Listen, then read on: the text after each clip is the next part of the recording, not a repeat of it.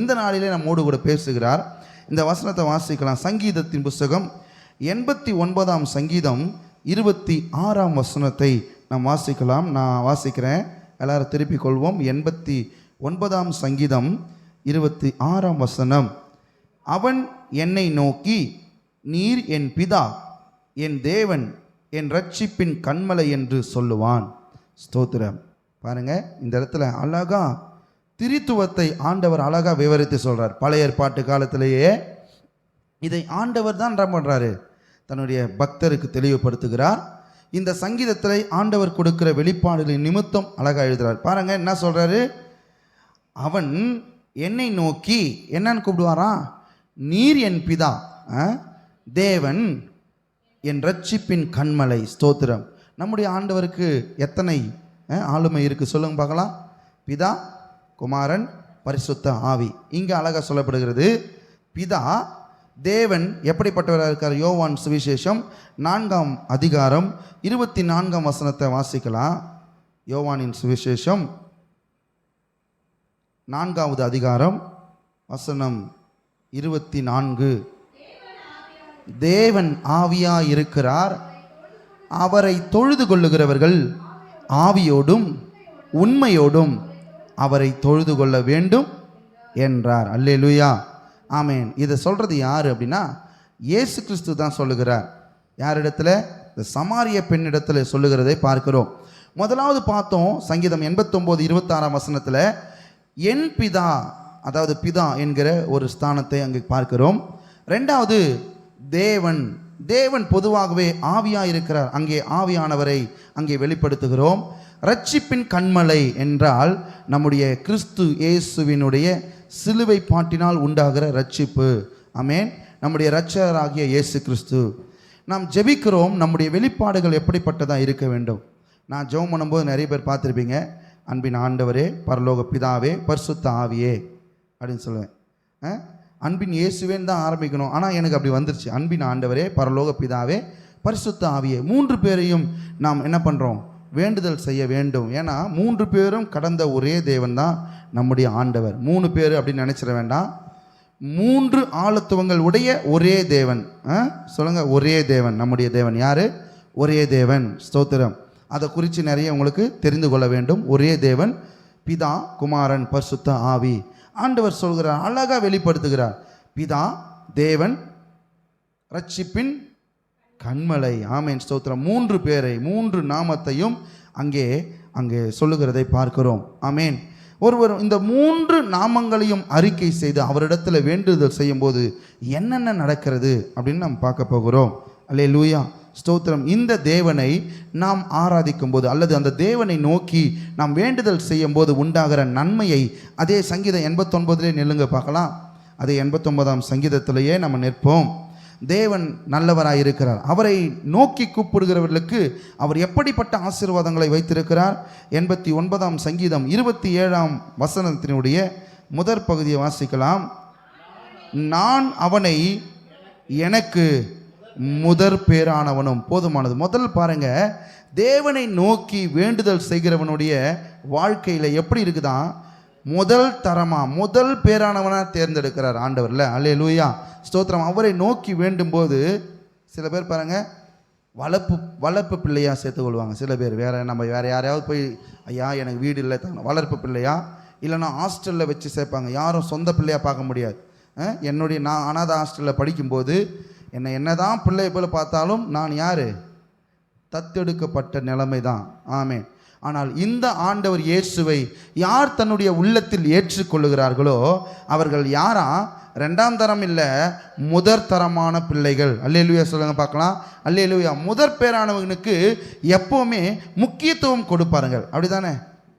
முக்கியத்துவம் கொடுப்பாங்க. ஃபஸ்ட்டு இப்போ வந்து சட்டம் திருத்தப்பட்டது. பெண்களுக்கெல்லாம் இப்போ தான் சட்டத்தில் என்ன பண்ணுறாங்க, அவங்களுக்கு இடஒதுக்கீடு கொடுக்குறாங்க. சின்ன பையனுங்களை எல்லாருக்கும் ஈக்குவலான ரைட்ஸ் கொடுக்குறாங்க. முன்னாடிலாம் பார்த்தீங்கன்னா யார் முதல் பிறந்தாங்களோ அவனுக்கு முக்கால்வாசியும் கொடுத்துருவாங்க. 2வது கடைசி பிறந்தவங்களாம் ஒன்றுமே இருக்காது. அப்படிப்பட்ட நிலை. ஆனால் ஆண்டவர் சொல்கிறார், முதற் பேரானவனாய் நம்மை செலக்ட் பண்ணுறார். யாரை? தேவனை நோக்கி கூப்பிடுகிறவர்கள். இந்த 3 பேரும் உடைய தேவன் ஒருவர் தான் இல்லை. தேவனை நோக்கி அப்படிப்பட்ட ஒரு அடைக்கலமாக தேவனை நோக்கி அறிக்கை செய்து கூப்பிடுகிறவருடைய வாழ்க்கையில் தேவன் முதற் பேரான பிள்ளைகள் என்கிற அதிகாரத்தை கொடுக்கிறார். அல்லேலூயா. நமக்கு தெரிந்த வசனம் இருக்கிறதுல, அவருடைய நாமத்தின் மேல் விசுவாசம் உள்ளவர்களாய் அவரை ஏற்றுக்கொண்டவர்கள் எத்தனை பேர்களோ அத்தனை பேர்களும் தேவனுடைய பிள்ளைகள் ஆகும்படி அப்படின்றது. இங்கே பாருங்க, முதற் தரமான பிள்ளை, முதற் பேரான பிள்ளையாக தேவன் தேர்ந்தெடுக்கிறார். அல்லேலூயா சொல்லுங்க பார்க்கலாம். இந்த காலை வேளையிலே தேவனை நோக்கி ஆமேன் ஸ்தோத்திரம் வேண்டுதல் செய்து அறிக்கை செய்து ஜெபிக்கும்படி வந்திருக்கிறோம். ஆமேன். நாம் தேவனை நோக்கி வேண்டுதல் செய்யும்போது, தேவனை நோக்கி பார்க்கும்போது, தேவன் நம்முடைய வாழ்க்கையில் நம்மை அவருக்கு முதற் பேரான பிள்ளைகளாய் தேர்ந்தெடுப்பார். முதற் பேரான பிள்ளைக்கு முக்கியத்துவம் உண்டு. முதற் பேரான பிள்ளைக்கு அதிக பங்கு உண்டு. முதற் பேரான பிள்ளைக்கு அதிக முக்கியத்துவம் உண்டு. அல்லேலூயா. ஆமேன் ஸ்தோத்திரம். தேவனை ஆராதிக்கிற பிள்ளைகளுக்கு வாழ்க்கையில் முக்கியத்துவம் கொடுக்கிறார். முதல் இடத்தை தேவன் கொடுக்கிறார். பிள்ளைகள் முதற் பேரான பிள்ளை என்கிற ஒரு மிகப்பெரிய உயர்ந்த அந்தஸ்தை தேவன் நமக்கு கொடுக்கிறார். ரெண்டாவது காரியம் என்ன செய்கிறாரா? அதே வசனம் 89:27 வசனத்தின் 2ஆம் பகுதியை வாசிக்கும் போது, பூமியின் ராஜாக்களை பார்க்கிலும் மகா உயர்ந்தவனுமாவேன். அல்லேலூயா ஸ்தோத்திரம். தேவன் அவரை நோக்கி வேண்டுதல் செய்கிறவர்களுடைய வாழ்க்கையில உயர்வை கட்டளையிடுகிற தேவனாக இருக்கிறார். ஆமேன் ஸ்தோத்திரம். உயர்வை கட்டளையிடுகிறார். எப்படிப்பட்ட உயர்வும் பாருங்க, உலக பிரகாரமான வாழ்க்கையில் இருக்கிறவர்களை பார்க்கிலும் தேவனை தேடுகிறவர்கள் அல்லது தேவனை நோக்கி கூப்பிடுகிறவர்கள், தேவனை நம்புகிறவர்களுடைய வாழ்க்கையில் ஒரு உயர்வு என்ன பண்ணும்? ஒரு படி மேலே தான் இருக்கும். அல்லேலூயா சொல்லுங்க. ஆமேன் ஸ்தோத்திரம். தேவனை நோக்கி வேண்டுதல் செய்கிற அல்லது தேவனை ஏற்றுக்கொண்ட பிள்ளைகள் எப்படிப்பட்டவர்களாக இருக்கிறாங்க? முதலாவது முதற் தரமான முதற் பேரான பிள்ளைகளாக இருக்கிறாங்க. ரெண்டாவது பூமியின் ராஜாக்களை பார்க்கலும் உயர்வான ஸ்தலம். இது தாவீதுக்கு கொடுக்கப்பட்ட வாக்குத்தத்தம் இல்லை? இது முதற் பெண். எல்லா ராஜாக்களை பார்க்கலும் தாவீது ஒரு படி மேலே. அவருடைய ராஜ்யம் இன்னும் முடியல, அப்படிதானே? இன்னும் முடியலை. ஆமேன் ஸ்தோத்திரம்.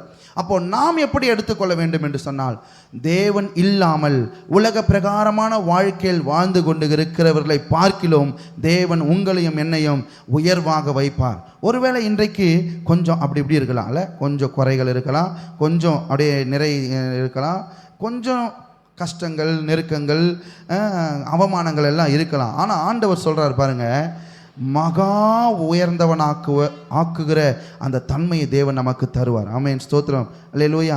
நிச்சயமாக ஒரு நாள் பாருங்கள், உங்களுடைய வாழ்க்கை முடியும் போது நீங்களும் நானும் சொல்ல போகிறோம், ஆண்டவர் தன்னுடைய ஆமீன் வைராக்கியத்தின் நிமித்தம் என்னை ஆசீர்வதித்திருக்கிறார், என்னை உயர்ந்தவனாய் மாற்றியிருக்கிறார், என்னை முதற் பேரான பிள்ளையாய் தெரிந்தெடுத்திருக்கிறார் என்கிற அந்த நம்பிக்கை நிச்சயம் என்ன பண்ணோம்? நமக்கு உண்டா இருக்கும். அல்லேலூயா சொல்லுங்க பார்க்கலாம். அல்லேலூயா. முதலாவது பாருங்க, முதற் பேரான பிள்ளை என்கிற ஒரு உயரிய அந்தஸ்து உலக பிரகாரமான மக்களை பார்க்கிலும் தேவனை தேடுகிற நம்மை உயர்வாக வைப்பார். ஆமென் ஸ்தோத்திரம். மூன்றாவது காரியம் என்ன நடக்கிறது? 89ஆம் சங்கீதத்தின் 28ஆம் வசனத்தை வாசிங்க. மூன்றாவது காரியம் என்ன செய்கிறார் தேவன் என்று பார்ப்போமானால், 89ஆம் சங்கீதத்தின் 28ஆம் வசனம், என் கிருபை என்றென்றைக்கும் அவனுக்கு காப்பேன், அவனுக்காக காப்பேன். அல்லேலூயா. அவனுக்காக கிருபையை காக்கிறவர். சில நேரங்களில் பாருங்கள், ஆண்டவர் சில பேரை விட்டு கிருபையை வளர்க்குறார். அப்படி தானே? சவுல் பாவம். எனக்கு அப்பப்போ நினைக்கும் போது சவுலை பார்த்தா பாவமாக தான் இருக்கும். ஏன்னா மனம் திரும்பாமல் போயிட்டியே, மன்னிப்பு கேட்காம போயிட்டியே. தாவீது கேட்ட மன்னிப்பு நீ கேட்டிருந்தா இன்னைக்கு உன் ராஜ்யம் இல்லையா இன்னைக்கு வந்திருக்கும். நீ மன்னிப்பு கேட்காம போனதுனால உன்னை பார்த்தா பாவமாக இருக்குதுன்னு சொல்லும்படி தோணுது. சவுலை எடுத்தாலே எனக்கு ரொம்ப மனசு வேதனையாகுது. சவுலுக்கு பாருங்க கிருபை விளக்கப்பட்டது, ஆனால் தாவீதுக்கு கிருபை விளக்கப்படவில்லை. ஆமென் ஸ்தோத்திரம். தேவனை தேடாமல் அவன் எங்கே தேடினா? குறிக்காரர்களையும் அந்த அஞ்சுகும் பார்க்குறவங்க கையிலையும் அவன் போய்விட்டான் என்று வேதம் சொல்லுகிறது. ஆனால் தேவனை தேடி வருகிறவர்களுக்கு கிருபை விலகாமல் இருக்கும். அல்லேலூயா. கிருபை விலகாமல் இருக்கும். இந்த கிருபை விலகலைன்னா என்னங்க? கிருபை தாங்க நம்மளை எங்கேயும் நிற்க செய்யுது. இன்றைக்கு ஒரு பிரசங்கம் பயங்கரமாக போயிட்டுருக்கு, கிருபை தான் எல்லாம் பண்ணுகிறது, உண்மை. ஆனால் அந்த கிருபையை நாம் காத்து கொள்ள வேண்டும் என்று சொன்னால் தேவனை தேட வேண்டும். தேவனை தேடாமல் பரிகாரியை தேடியோ அல்லது பரிகாரம் செய்ய வேண்டிய காரியங்களை தேடியோ அல்லது உதவி செய்கிற நபர்களை தேடியோ போனால் கிருபை நம்மை விட்டு எடுக்கப்படும். நாம் மீறுதலே செய்தாலும் கூட தேவனிடத்தில் திரும்பவும் சேர்ந்து அவரிடத்தில் நாம் இணைந்து கொள்ளும்போது ஆமேன் ஸ்தோத்திரம், தேவன் கிருபையை நம்மை விட்டு விலக்கவே மாட்டார். அல்லேலூயா, ஆமேன். அவனுக்காக என்றென்றும் கிருபை காக்கிற தேவன் யாருக்கு?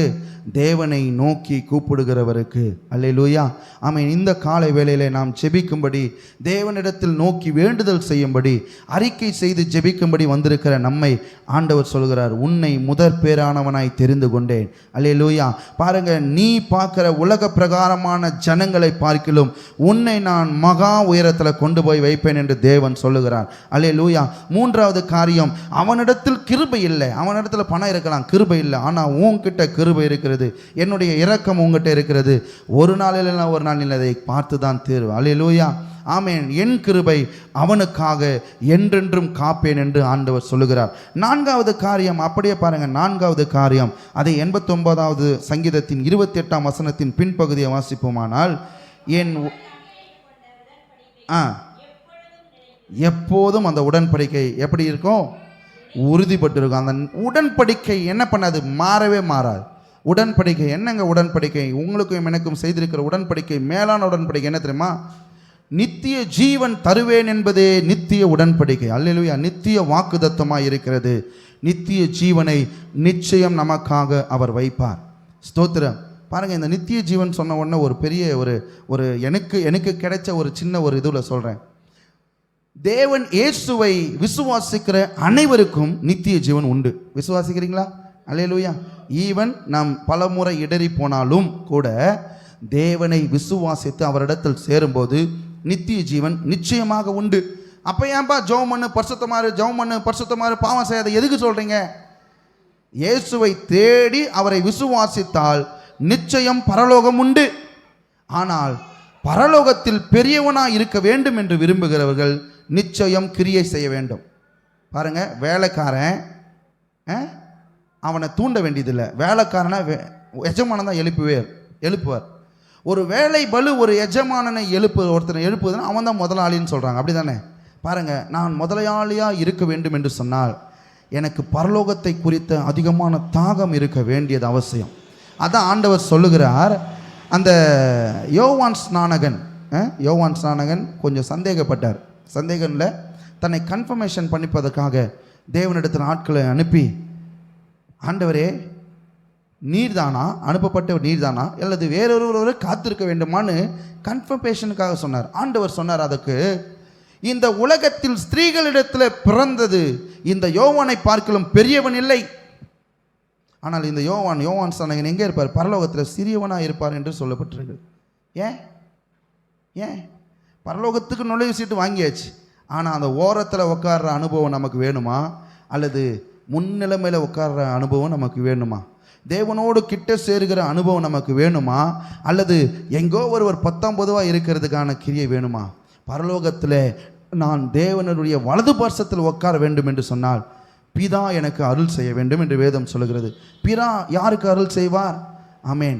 தன்னுடைய குமாரனை கொத்த அந்த அவர் செய்தது போலவே நாமும் பரிசுத்தத்திலும் அவரை போலவே நாம் கிரியை செய்வோமானால் தேவனுக்கு வலதுபுறத்தில் அமரும்படியான வாய்ப்பு கிடைக்கும். ஏன் இதை சொல்ல வருகிறேன்? நிச்சயமாய் பரலோகத்தில் பெரியவனாக இருக்க நாம் கிரியை செய்ய வேண்டியது அவசியம், பலவந்தம் பண்ண வேண்டியது அவசியம். ஆகவே நிச்சயம் நமக்கு பரலோகத்தில் இடம் உண்டு. ஃபுட்போர்டு அடிக்கிற மாதிரி இருக்கக்கூடாது, வெளியே உட்கார்ற மாதிரி இருக்கக்கூடாது, கீழே உட்காந்துட்டு வித்தவுட்டில் போகிற மாதிரி திடீர்னு டிக்கெட் எடுத்துட்டோமே, தக்கல் கிடைக்கலையே, அர்ஜென்ட்டில் போகிறோமேன்னு சொல்லி உட்காந்து போகிற அனுபவம் இருக்கக்கூடாது. அல்லேலூயா, ஆமேன், ஸ்தோத்திரம். உட்காந்து ஜம்முன்னு ராஜா சிங்காசனத்தில் உட்கார்றது போல பரலோகத்தில் வீட்டிருக்க வேண்டும் என்று சொன்னால் நீங்களும் நானும் கிரியை செய்ய வேண்டும். என்ன கிரியை? விசுவாசத்தின் கிரியை. என் தேவன் இயேசு இருக்கிறார், அவர் எனக்காக மரித்தார், அவருடைய சுவிசேஷத்தை உலகெங்கிலும் சொல்லுவேன், அவருக்காக ஆத்துமாக்களை ஆதாயம் செய்வேன், அல்லது அவரை போலவே நான் வாழ்வேன் என்கிறது தான் கிரியை.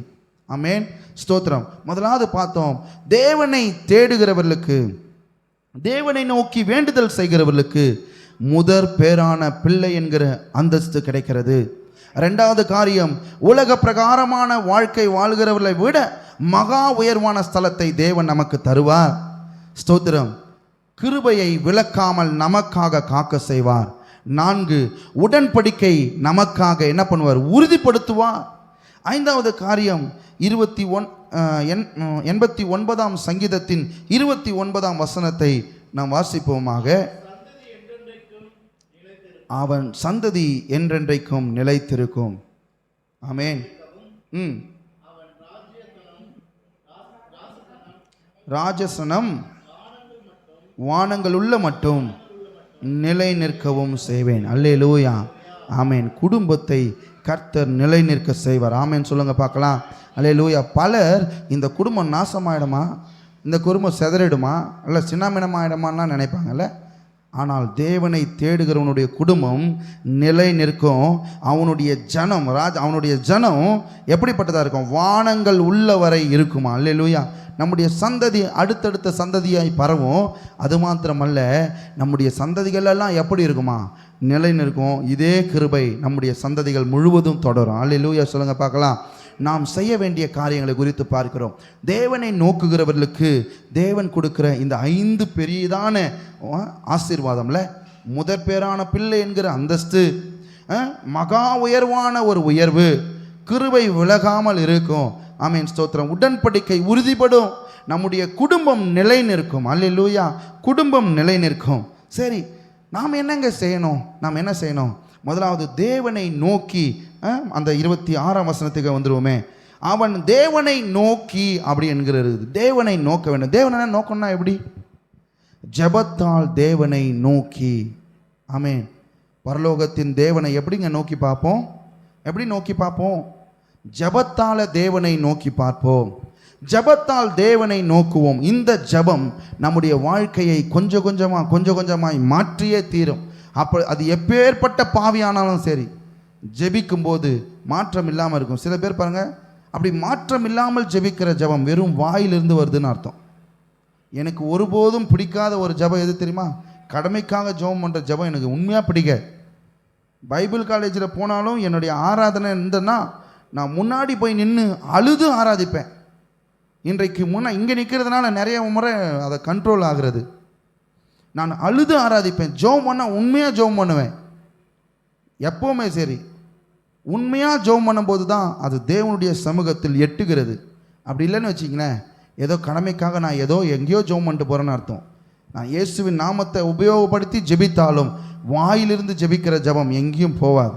அதான் ஆண்டவர் சொல்கிறார், நீ ஆவியோடும் உண்மையோடும் முழு பலத்தோடும் தேவனிடத்தில் அன்பு கூற வேண்டும். அதுதான் நம்முடைய உணர்வு பூர்வமாகவும் உள்ளத்தின் ஆழத்திலிருந்தும் நம்முடைய ஜெபம் இருக்க வேண்டும். ஆமேன் ஸ்தோத்திரம். உணர்வு பூர்வமாகவும் உள்ளம் பூர்வமாகவும் ஆணித்தரமாக இருக்க வேண்டும் நம்முடைய ஜெபம். தேவனை ஜெபத்தால் நோக்கி பார்க்க வேண்டும். இன்றைக்கு அதுக்கு தான் வந்துருவர்ல ஆண்டவர் நல்லவர். ஜெபத்தால் தேவனை நோக்கி பார்க்க வேண்டும். 2வது காரியம், அதே வசனத்தின் பின்பகுதியை பாருங்களேன். அவன் என்னை நோக்கி, நீர் என்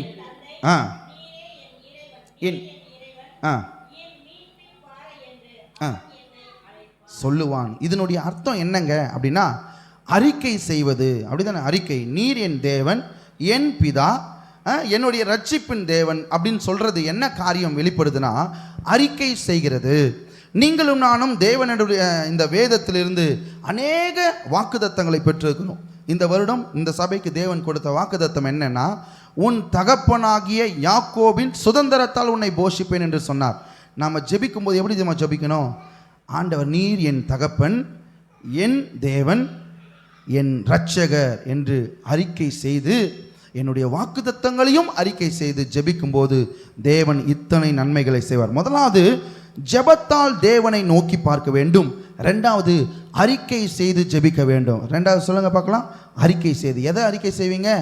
தேவன் உங்களுக்கும் எனக்கும் கொடுத்த வாக்குத்தத்தம், தேவனை நம்புகிறவன் எப்படி இருப்பான், தேவனை நம்புகிறவனுக்கு எப்படிப்பட்ட ஆசீர்வாதம் உண்டாகும் என்கிற ஆசீர்வாதங்களை அறிக்கை செய்து நாம் ஜெபிக்க வேண்டும். அல்லேலூயா ஸ்தோத்திரம். 2 காரியம் பார்த்தோம். 3வது 4வது காரியங்களும் இன்றைக்கு உண்டு. பாருங்க, அதே வசனங்களை நாம் வாசிப்போமானால், எந்த வசனம் அப்படின்னா 89ஆம் சங்கீதம் 30ஆம் வசனத்தை நாம் வாசிக்க வேண்டும்.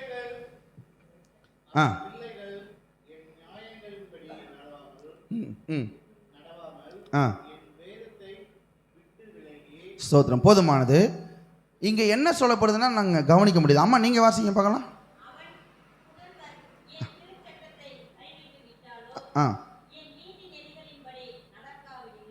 போதுமானது. இங்கே என்ன விஷயம்னா, ஆண்டவர் சில ஆசீர்வாதங்களை சொல்லிக்கொண்டே வருகிறார். ஒருவேளை அவனுடைய பிள்ளை என் நியாயத்தின்படி நடக்கலைன்னா இந்த ஆசீர்வாதங்கள் நடக்காது, கீழே சொல்கிற சாபங்கள் தான் வரும். அப்படி தான் கீழே அதுக்கு பின்னாடி பாருங்கள், நிறைய குறையாக சொல்லிட்டு வருவார். அப்படியே அவன் என் வேதத்தை விட்டு விலகினாலும் இப்படிப்பட்ட காரியங்கள் நடக்கும் அப்படின்னு சொல்லப்படுகிறது. இன்றைக்கு பெற்றோர்களாய் நாம் இங்கே இருக்கிறோம்ல, பெற்றோர்களாக இருக்கிறோம். நாம் எப்படி பிள்ளைகளை நடத்த வேண்டும் என்பது, முதலாவது தேவனை நோக்கி ஜெபிக்க வேண்டும். ஜெபத்தால் தேவனை நோக்க வேண்டும், அறிக்கை செய்து ஜெபிக்க வேண்டும். மூணாவது என்ன செய்யணும்னா, தங்களுடைய பிள்ளைகளை தேவனுடைய நியாயத்தில் நடத்த வேண்டும். இன்றைக்கு ரொம்ப ரொம்ப முக்கியம். ஏன்னா அடுத்த தலைமுறை, இன்னைக்கு பாருங்க, இங்கிலாந்திலிருந்து தான் எழுப்புதல் வந்துச்சு இங்கே. இன்றைக்கு இங்கிலாந்தில் இருக்கிற சபைகள்லாம் மூடப்பட்டு விற்பனைக்கு உள்ளது. அதை வாங்கினவர்கள் கோவில்களையும் மசீதுகளையும் சில உடற்பயிற்சி செய்கிற கூடங்களாகவும் மாறிவிட்டது. ஏன் மாறிச்சு? தன்னுடைய பிள்ளைகளை தேவனுடைய நியாயத்தில் நடத்தாதனால் அங்கே தேவனுடைய ராஜ்யம் விலகினது. இன்றைக்கு தேவனுடைய ஆசீர்வாதத்தை தலைமுறையாக இப்போ பாருங்கள், நம்ம வாசித்தோம், மேல் வசனம் வாசித்தோம். தேவனை நம்பணுமானால் முதற் பேரான பிள்ளை, பூமியிலேயே உயர்வான ஆசீர்வாதம், கிருபை விலகாது, உடன்படிக்கை உறுதிப்படும். ஆமீன், ஸ்தோத்திரம். குடும்பம் நிலை நிற்கும்னு பார்த்தோம்.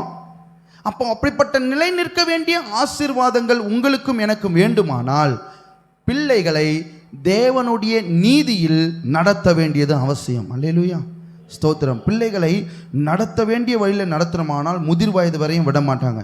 ஆகவே இன்றைக்கு இந்த வாக்குத்தத்தத்தின் இந்த வார்த்தையின்படி நாம் தேவனை இப்போ தியானிப்போமானால் பிள்ளைகளை தேவன் நியாயத்தின் நீதியின்படி நடத்த வேண்டும்.